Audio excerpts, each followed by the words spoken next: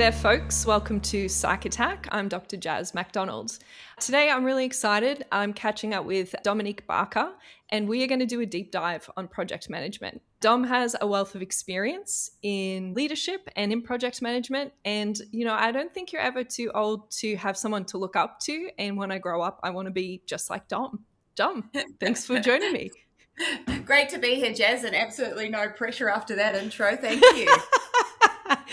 Could you share a little bit of your origin story when it comes to leadership and project management? I'm going to leave that open-ended for you to fill the gaps. So I have definitely had a bit of a wayward journey into project management and the career that I'm in now. So for my undergraduate degree way back I finished it in 2007. I actually studied public relations and journalism, and I started off my career as a magazine journalist in Auckland, which was super fun. My graduate role was as an editorial assistant, and it was a really fun job. I really loved it. It was a great team. The issue with magazines, though, is that if you make a mistake ever, it's published times how many the print run is. So that was quite stressful. You can't change it. And so when I moved to Australia in 2010, I thought, I don't know if magazines are going to be on the up and up. I would probably like to change career paths. So I ended up landing a job at a web agency in Melbourne. And I knew nothing about websites, servers, anything to do with project management. And I worked there for 3.5 years and really got to cut my teeth in web and worked on, I think, over 40 website projects, and then also had an account management function as well. So that was my first intro into like waterfall style project management, which we were doing it. And Agile was sort of starting to become commonplace back then. And we sort of introduced it a little bit at the agency, which was fun. And then I moved into the university sector where I continued on with the IT and the web component at Deakin University. I also did a little bit of AI and voice biometrics there in the mid 2000s, so 2015. And then I decided, I really like this IT thing, after about 5 or 6 years in the industry. Really like project management. I was at Deakin at the time, and I ended up studying my master's in IT, and I actually did chatbot deception, awesome topic, studying bot ethics before AI was really as big as it is now. Then I moved into RMIT University, where I was running the online learning and operations technologies during the pandemic for around 90,000 students. So that was absolutely huge. It was project management on steroids. It was standing up new teams. It was delivering work quickly in critical environments, putting those skills to the test and really maxing out on it. And then that brings me to my current role as the Chief Information Officer at the Australian Institute of Family Studies, where we have worked on rolling out digitally transformative project management across the whole agency through different tools, processes, and ways of working. And we've had some really innovative discoveries, and it's great to see what the Institute has come up with. So really enjoying that as well. I think that's even more than I knew about you, Dom, which is exciting. It's always fun to hear people's origin stories and the transferable skills that they bring along. I think I've always been impressed with your communication skills, and then surprise, surprise, this is like where you started your professional career. So that's pretty cool. A term that might be nice to unpack a little bit: waterfall approach to project management. Yeah, so I think websites, when we first started building them, it would often be like a fee for service. So many of you would be familiar with the waterfall style of project management, which is you upfront work out your scope of work, you provide a fixed cost for that work, and then you deliver to the scope. That can be quite good in terms of being sure about what you're delivering. The client obviously knows how much they're paying and what they're getting. But as we know, and this has become even more true since I started out in the industry, particularly in the IT and web space, it's just moving so quickly and the technologies are changing so much. It's often not a very practical way to deliver projects in a web and IT sense. It can be if you are doing quite a cookie cutter solution and you know exactly what you're delivering, but clients, if they haven't done websites before or they haven't done it a lot, they often don't actually know what they're buying. So having a little bit of flexibility can be helpful. So of course you can change the scope and you can add on and renegotiate, but those processes, they can be quite rigid and inflexible. So the waterfall style does suit some of those, like where you know how much you're spending, you know what you're delivering, it works really well. But in other contexts where not really sure on the scope, you might want to change partway through, it can actually become difficult to actually agree on and cause a bit of friction within the project if you're not really clear on that from the upfront side of things. Broadly speaking, across your career, I wonder what you can share around how to implement real change and then how to make it stick.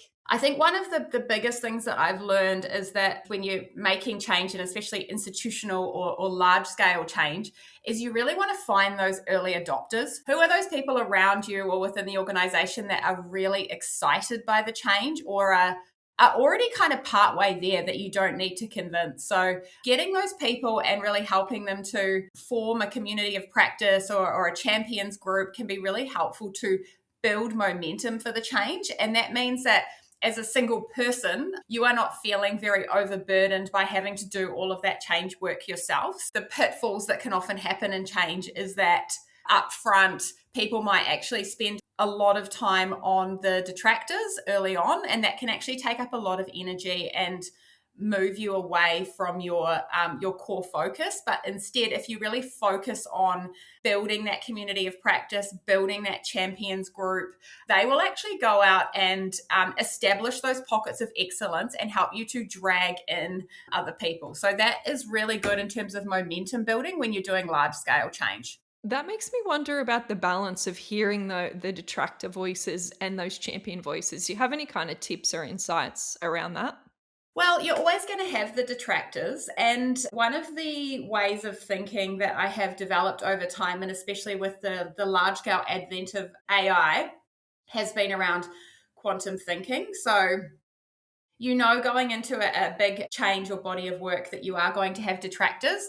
And so it's really important that as a human, and AI can't do this, and it's an important distinction to make, that you're able to hold multiple perspectives of different types of thinking or adversity that you're going to face before you actually go into the change. So I like to, before I'm communicating changes or understanding the socialization and change profile of what I'm doing, think about who I'm speaking to. So how are people going to feel about this? Where is their fear sitting? And so that means that if you've already considered your detractors or your champions and all of the conversations in between, and you're holding those states, you're in a much better spot to walk into those conversations. What does that look like, quantum thinking? I guess any kind of strategies or description of how to do that in a practical sense, because it sounds really important. So I think quantum thinking is absolutely linked to quantum physics, where you're kind of stateless. You're not holding anything in particular, but you're just kind of ready to accept multiple types of thinking that comes from anywhere. So a good example is if you're going to, say, pitch in like a new technical solution or a new way of doing things or a new framework, that you know who you're speaking to. So I'm going into the room. I know this person is going to come with these biases. This person is going to come with this bias. How am I actually starting to consider what they're going to say dialogically? How is this going to play out? And so it's considering like all of, and this is going to sound quite technical, but I think it's fine for this audience, that all of the different permutations that you're going to run through from all of the different people in the room. And if you can answer that, that's going to set you in really good stead to get your change over the line or your message over the line. So it's being able to hold that in a way that is not fixed, that it's really fluid. You're really fluid and transcendent in the way that you're thinking.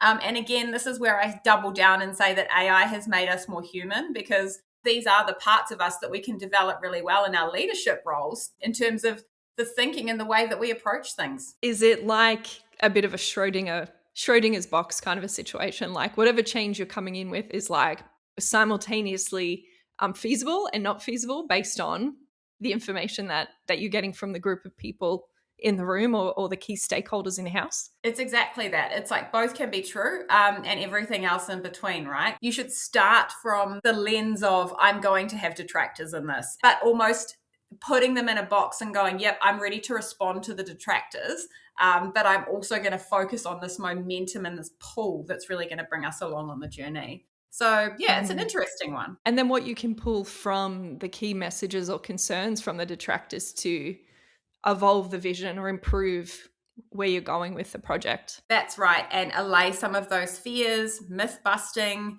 Do you take some of that narrative and actually use it powerfully to develop FAQs or create a more robust suite of some of the materials that you're doing? So there's many ways that you can take it, but it's using that, I think, in a productive way. So you're thinking about it logically and taking the emotion out of it, and how am I actually going to shape the materials or the things that I'm doing to help this group. I'm wondering about the people component of this and like the workplace dynamics. I wonder if you think it is more or less challenging to go through this process, this quantum thinking and implementing change and working towards change sticking, when you know folks in the room really well compared to when you don't. Like, let's preface this with, like, you don't go into a leadership position in a new organization and try to change things straight away. That's like leadership 101 in lots of resources, right?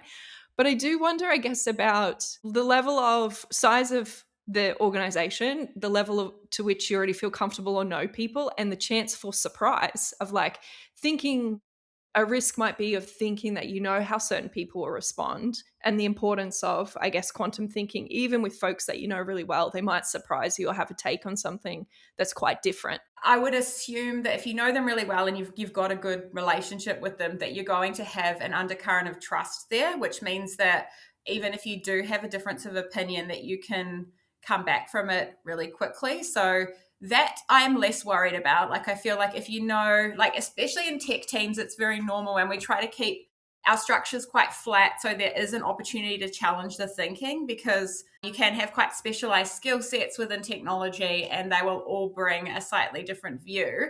And so I actually kind of encourage that level of rigor and interrogation in the way that we're doing things. I like it because I think you get a better outcome ultimately. If you don't have that, and I am going to use the pandemic where there are situations where you just don't have a choice in terms of you're going to have, like, this all sounds great, but there are going to be situations where you're going to have a global pandemic, or maybe you've got a cyber attack. I'm not sure. That there could be any multitude of variables that kind of rear their ugly head in situations. So in those situations, you do have to trust the people around you to come to the party and you know, put their armor on and just muck in and get it done. And so in those types of scenarios where you don't know people, but you're working towards a common goal, and you know you've got all of these students online and got to get through, that you can kind of just put some clarity around what the goals are and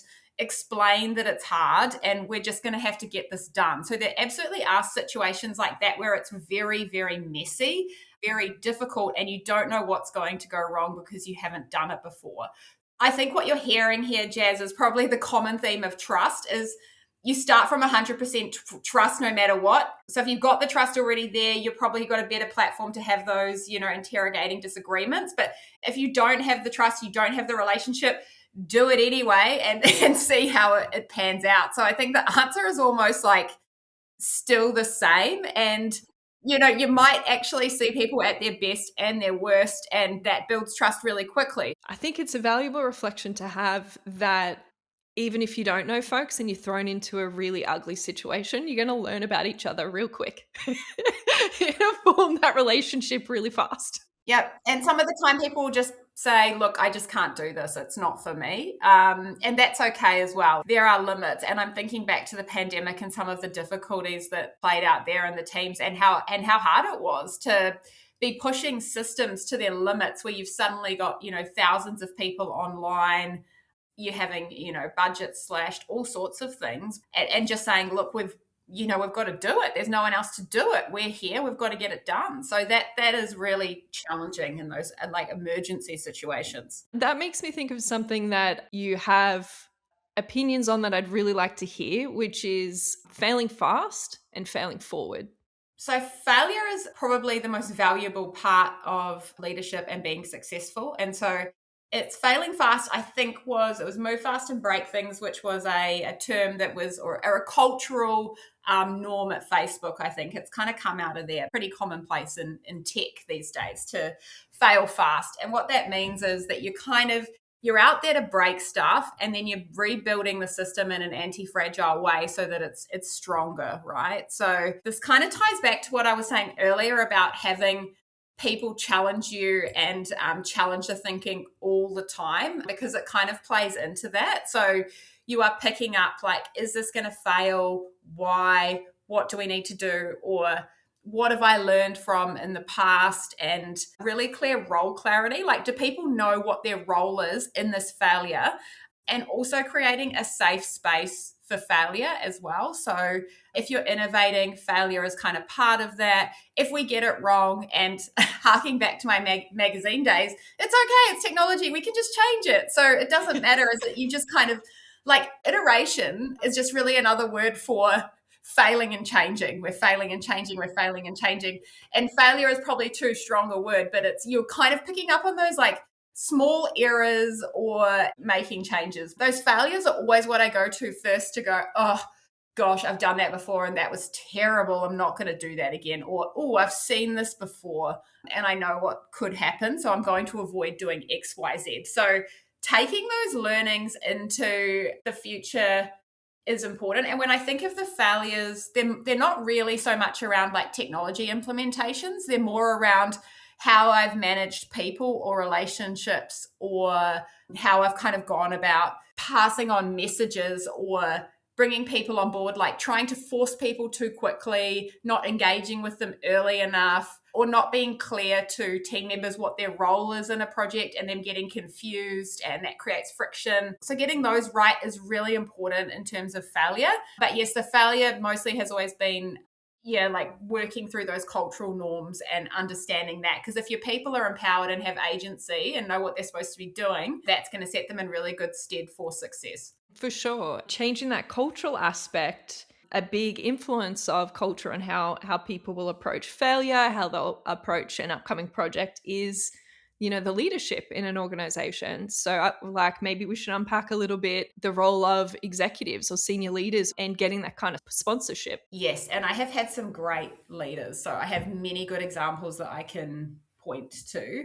And as you go through your leadership journey, you'll start to take a little bit from each leader you work with. Oh, I really like that part. I really like that part. So you can start to develop your own leadership identity. You have to feel like your work is valued as well. So is your work valuable? Are you connected to the overall vision of what we're doing? Is everybody clear on that vision? So if you're a leader, your team needs to know where they're going and why, and they need to know what their role is in getting there, right? So it's about like, this is where we're going. Your role is this, and it's really important because of X, Y, Z. And also, you're going to be interfacing with these other roles, and that relationship is really important because of X, Y, Z. So you have to step out of people's way, like that's important, but you've got to give them kind of the roadmap and the clarity, and you've got to be able to steer them. So you still have to lead, but you have to be really clear on what you're leading and where you're saying, hey, you're the expert on this. I really need you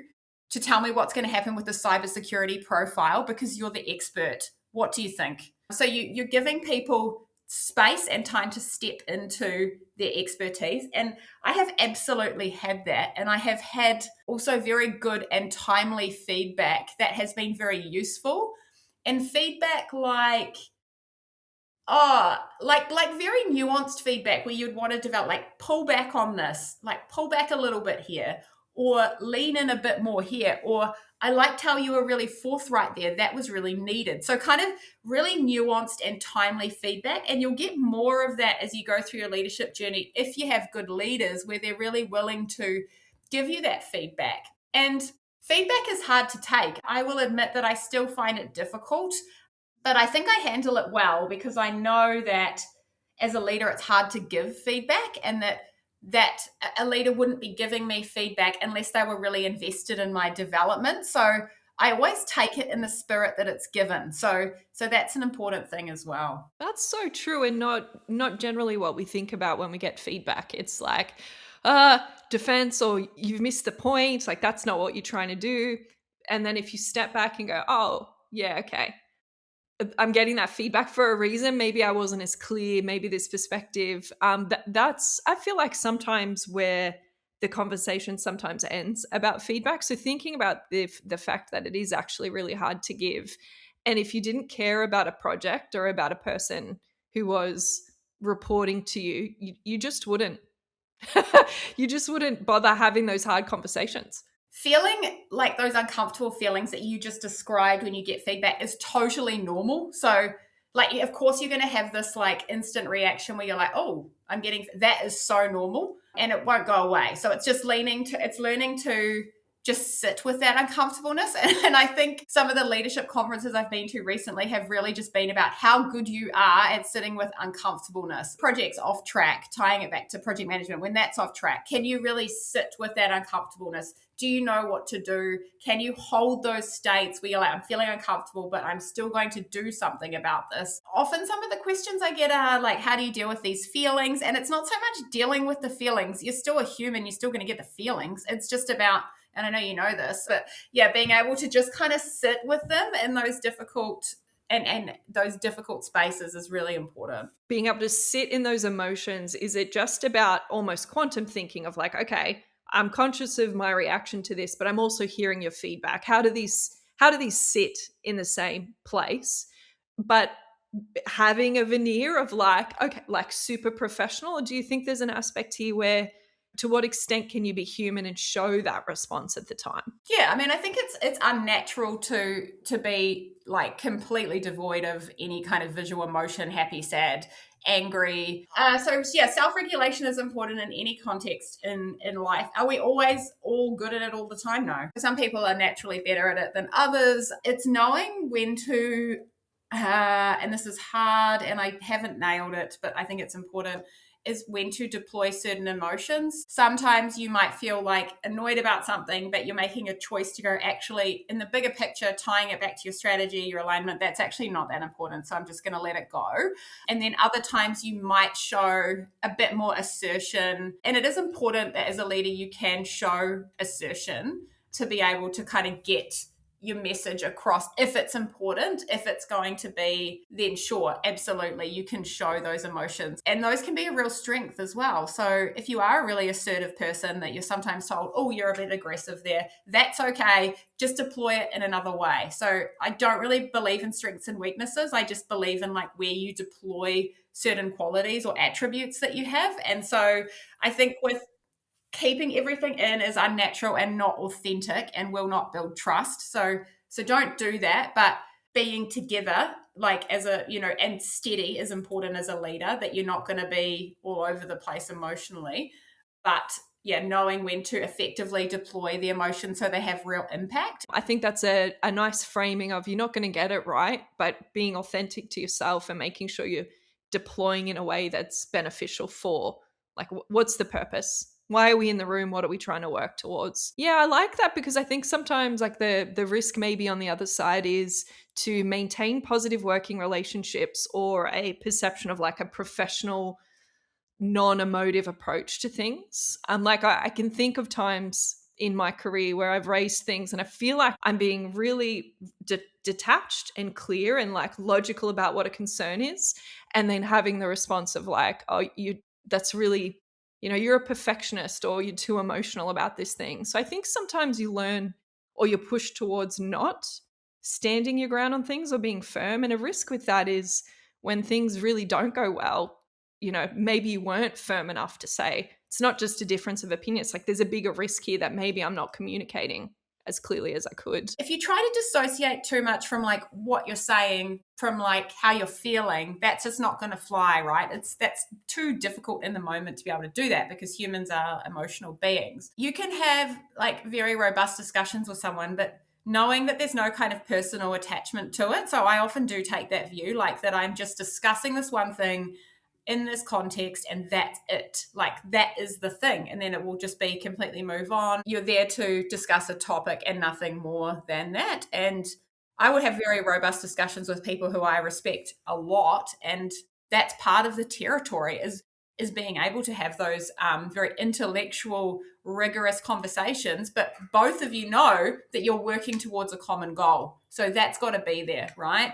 It is so hard, is what I will say. Like, it sounds great when I'm saying it, but if you I can have very acute reactions to things myself, and I know that. And one of my very good friends is a GP, and she's like, yes, you have an acute reaction and then you're fine. But I need to be able to kind of buffer that as well. So that's really important, a really important part of it. You want to show up the next day and have the next tricky conversation with the same person that's now about something completely different. You're moving on every day having tough conversations. Yeah, and I don't even think about the person. I just think, because it might not even be the next day. It might be the next agenda item where you've got to go move, or it might be like the meetings are still got to continue. It's got to continue. You might have 5 things on your list, and this happens to me all the time where I'm like, okay, number 2, yeah, we've had that conversation now. Number 3, right, what are we doing for this item? So you're living through this stuff from like moment to moment. You have to be able to steward the emotions through. So it's like about kind of recognizing, empathizing, but stewarding the emotion through and not taking it on. So that is something that like only really started to develop in the last few months, but I'm working hard at it. And that's the resilience and agility piece. Like, how am I stewarding the emotions and not taking them on, and just being able to kind of move them across? And if you watch really high level executives, they're very good at this. They have these difficult conversations all the time, and they have great stamina for that stewarding, and are very well practiced. But it does take a lot of time, I think. Yeah, because that is, I think you've made this point already, just to emphasize that that's exhausting. That's really hard to hold all those things simultaneously, have strategic conversations and managing tricky emotions or tension in a room like that. That's physically draining by the end of a meeting, by the end of the day. So that touching on that resilience, I think, is really interesting. Equally, it's really hard to have those conversations. Well, and that kind of par for the course if you're wanting to change anything. But the other part of it is that if you don't have those conversations, what are you doing? Are you there? Are you contributing? Are you sharing your expertise? Are you showing up? I always say, half of life is just showing up. So you got to show up, you got to be there, you got to contribute. That's part of the territory of leadership. We can all just kind of sit back and take the easy route and not say anything. But if you are really wanting to make change, be transformative, have impact, then those difficult conversations are absolutely part of it. Dom, one of the other things that we thought we might touch on was this idea of just-in-time information. Can you unpack that a little bit? Yes, and because I made a mistake with one of my last projects, which I will touch on. So we thought we were doing a great job of giving staff a lot of information to run their projects. Like, here's what you need, here's the site, go and find this, here's all your tools, here's pages of information. But what they actually said to us was, hey, there's just too much and I don't know what to access when and where. So we actually changed it to be aligned with more of this just-in-time strategy that you've just raised. So we kind of worked through the process and what was happening at each checkpoint in the projects to go, okay, right, so you've just had your kickoff meeting. What do you need now? You need your project management templates. Here you go. So then we'd have an email go out at certain points where we would go, this person is having their kickoff. We'll tell them this information now. Okay, they're going to upload certain files. They need this information now. Then they're in the thick of their project. They need this information now. So being a lot more deliberate with how you're deploying the information and when. So I was thinking more it would be self-service, but people can't be self-service if they don't know what they need when, right? It's less of that, but it was that initial like, hey, we've got to have a kickoff meeting. What is needed then? What materials get sent out at the end of the project to remind people what happens on the first of every month? What do people have to do? What do they need to access? How do they need to report? So telling people at the time they need the information, because let's be clear, we've all got, a lot of things to do in a day, a lot of tasks, a lot of thinking that needs to happen. So giving people information when they don't need it, they're just not going to engage with it, and then they're going to feel disorientated. So it was about rethinking that, like, you only need to think about this part of the process right now because you're here, was much more effective. And that is the just in time, is we're just giving people information when they need it. And we're not bombarding them with a whole lot of stuff where they're trying to kind of wade their way through and it feels really complicated. So we want to avoid that. And then as you get better, then you can move towards more of that self-service. But it's too hard when you don't know what you're looking for, frankly. That difference between the type of thinking, that holistic stage-by-stage process thinking of developing assets, resources, information, to I mean, really what you want people to do, to just jump in when they need it. I pause on that thought because my personality is a read the manual kind of a person. Love it. Somehow I managed to do that and still get my job done, because you don't want that kind of personality for all people. Like, okay, here's this new process. Everybody sits and doesn't work for this long because they're going through the documentation. That difference in style, I guess, is what I'm getting out of how people will approach new information and their appetite for it, and how that's distinct from trying to create something more holistic, seeing that people will just come in at maybe a totally unexpected point to access the information you've put together. And it's interesting because when we first moved to hybrid work, say around the pandemic, that ability to self-serve became even more important because you're having like less of those hallway conversations. So I think we really doubled down on the self-service, where it was like, we've got to have everything documented because, you know, Jazz is at home today and she might need to access this. And so she just wants to be able to read it. We do still need that in the world of hybrid work. Like I think people forget about that we do need really strong documentation so people can self-service, but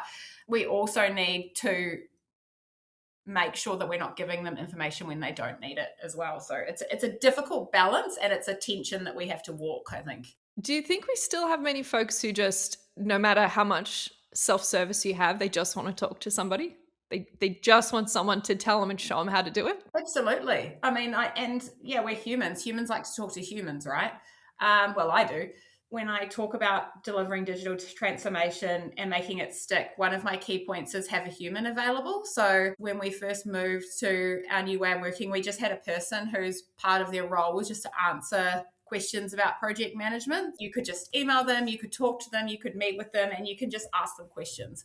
And it's not like we can have people doing that as a permanent fixture, but when you've got a new way of working and you really need that hyper care phase, and it's really important that you do need somebody that you can just go, hey, I've got a question, can I ask you? And that they're there to help you with that. So that is absolutely critical. One of the other things we were thinking about, Dom, is giving back to stakeholders. At what points in a project and in what kinds of ways you think it's important to give back? We had a project management champions group, as I mentioned in my role, which was great. And they did a lot of work to really establish project management within their teams, and they were really passionate about it. But it was also really helpful for me because I knew that they were out there spreading the word across the organization and engaging in good practice, and also trialing out new technologies and new approaches and slightly different ways of doing things, which was great.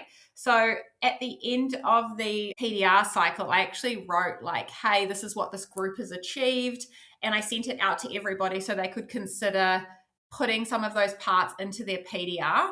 And that was about me like trying to play an active role in like, hey, this is what this group has achieved. I know a lot of you will have project management related goals in your PDRs. I want to send this to you so you can use some of these parts to focus in on, what you've achieved, what you're doing, and then not having to write it from scratch because it's just less thinking for them. So that was an attempt at trying to give something back to the group.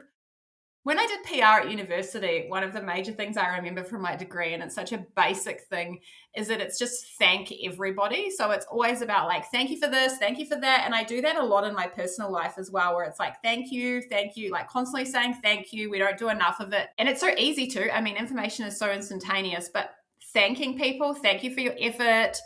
Thank you for giving this a go. Most people are doing great. Keep going. So that positive reinforcement and showing some of the benefits as well of what we're getting is probably the third thing I would say. So here's some of the reporting from your project. You've done a great job. This is where you can access all of the information that you need. We're now able to get this information out. And that takes a really long time, like in terms of change, if you're trying to get good data, to actually develop that habitualizing of the collection processes. But that's been a really critical thing as well, is being able to illustrate the value, and that can take longer. So it's what are you doing in the meantime to really onboard people? The thank you, the appreciating people, having those kind of conversations to that kind of longer term meal of data. I really like that performance review point, because if these are champions who are coming in to support on a project that takes up a lot of your time and your team's time, but it's something they're coming into and sharing insights from the various other things that are on their workload, they're probably not thinking about it by the time they get to their performance review. So it's like, oh, yeah, great. And I didn't even have to write it from scratch. Just kind of calling people out when they're doing a really good job is important. I did a 12 days of Christmas tips at the end of last year, where I was like pushing out tips around what to do, how to use AI, how it could help with work, things like that. So I try to think of all sorts of funny, like engaging things, and some of them work and some of them don't. But yeah, so there's a lot of ways you can do that to gamify things and make them cool. Well, as cool as it can get in a work context anyway. Presenting in an appealing way in that sense. That's cool. So you touched on how thanking is something that you also do in your personal life. One of the things that I'm really curious about is project management in your personal life, Dom. As someone who spends a lot of time in the weeds doing these things in practice, but also thinking really deeply and then training other people, what does project management look like in your personal life? Because I think if I call out the reason I'm asking this, I have such a structured personality. Like I love lists. I love the idea of like how do we have work-life separation? That's really important.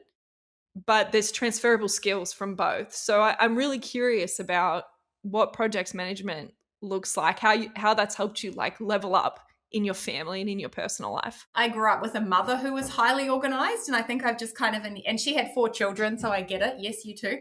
And so I think I've like naturally inherited some of that with a layer of tech on top of it. And even it's probably come through right from my grandmother. I mean, I lived with her for a little while when I was in high school, and I remember her getting up at 5:30 a.m. to do the vacuuming before she went to work. And that was totally normal for her. So I think I've probably come from an environment where we've kind of naturally honed those very tight organization skills, information background about family life. So I've got 2 children. They're both at primary school. We're a sports mad family. I mean, I don't know how to describe it. We do a lot of sport. I do a lot of sport. My husband does. The kids do. It's all happening. And then also my husband has a job in software engineering management as well, which is really busy. Like many people who come to big cities, we don't have any family support or anything. So we're running the ship. We do have a shared family Google Calendar that we use. It's color-coded, and the motto is like, if it's not in the calendar, it doesn't exist. And so if somebody books something and you have something, well, it wasn't in the calendar. And I'm sure this is so familiar to so many families. Like, it's got to go in the calendar. We're not duplicating up on school events. We've just got like the school calendar has been imported into our calendar because hashtag tech people. And we have it all sitting together. And it's just color coded against like, this is a school event. This is what's coming up at school. And then we've got our family calendar, which is fully open. Anything that happens during my work day, which is personal, goes into my work calendar, because family doesn't care about that because they're at school and work and doing whatever else. And then I also have that open for my managers reporting to me to see, so they can see where I am all the time.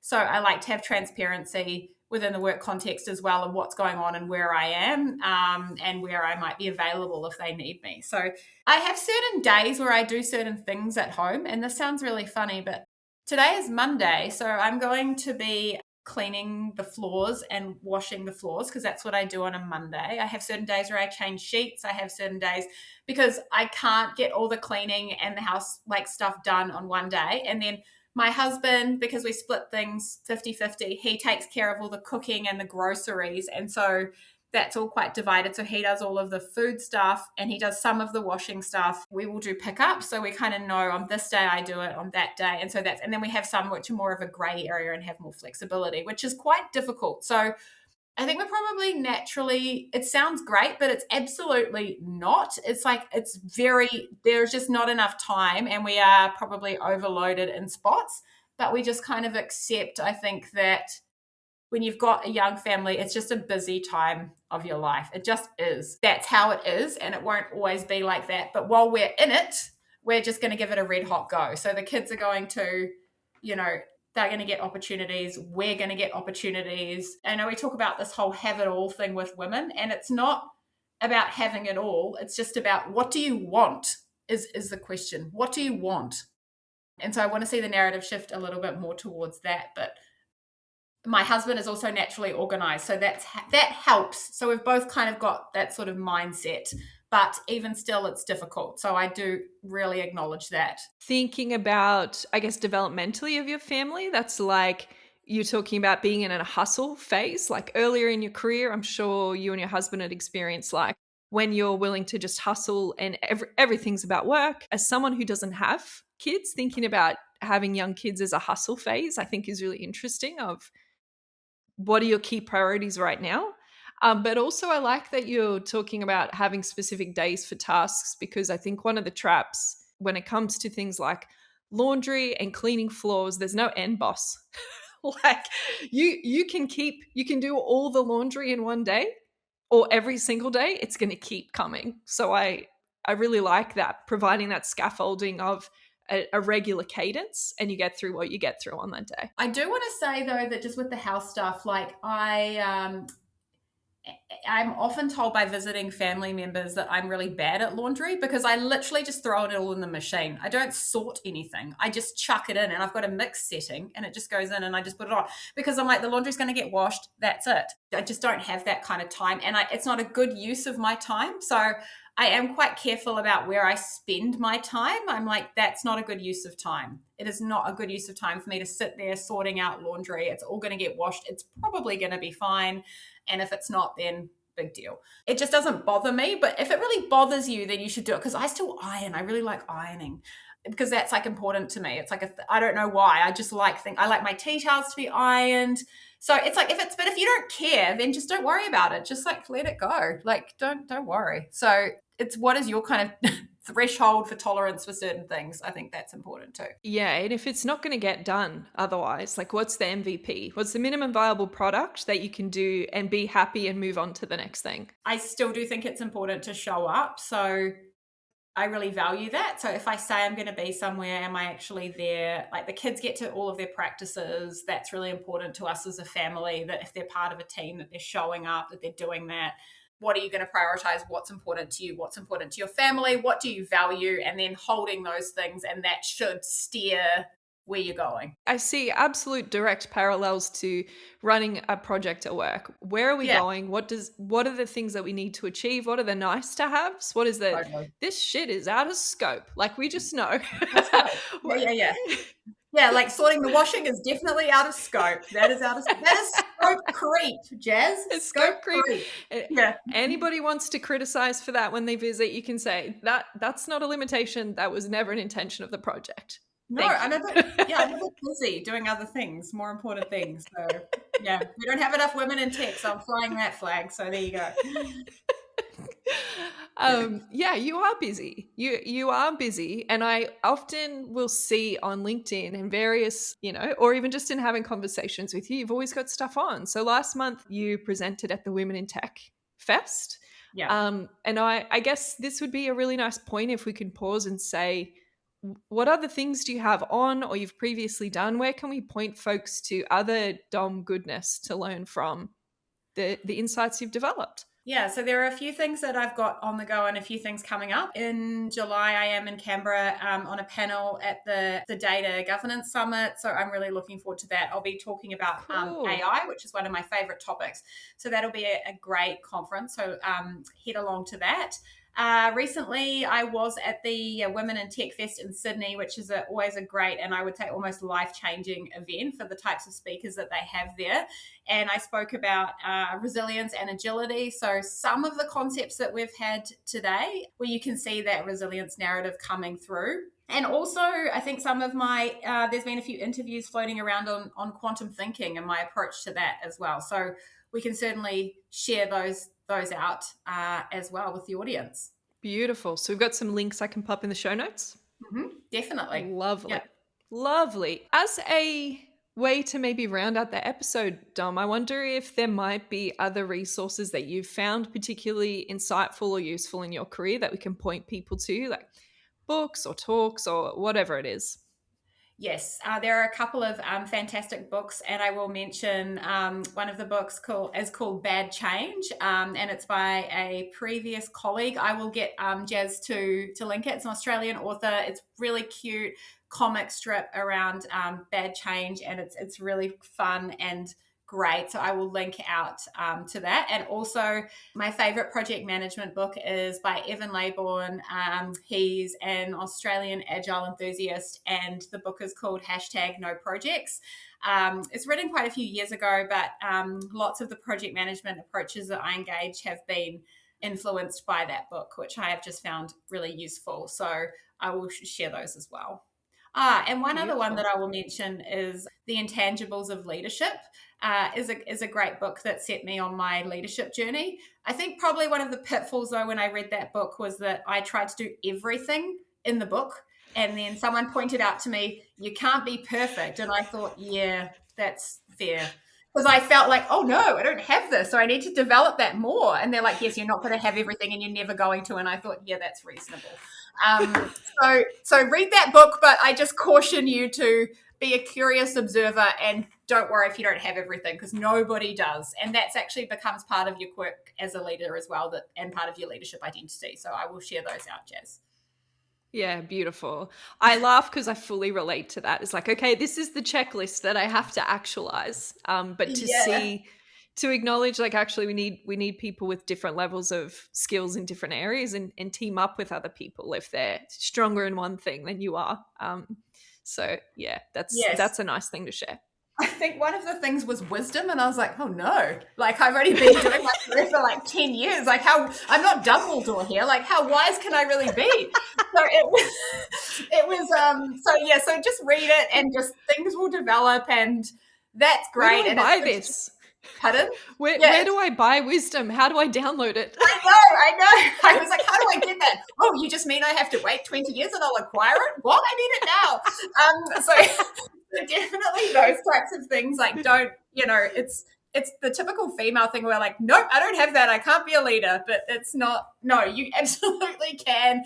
And some of the things you don't have actually become the quirks that people like about your leadership style as well. So hold on to those things. That's important. Oh, that's beautiful. I think that's a really lovely place to finish up. Thank you so much, Dom. Really appreciate you coming in and having a chat. Love your work. Thank you. Love your work too, Jazz. Great to talk to you.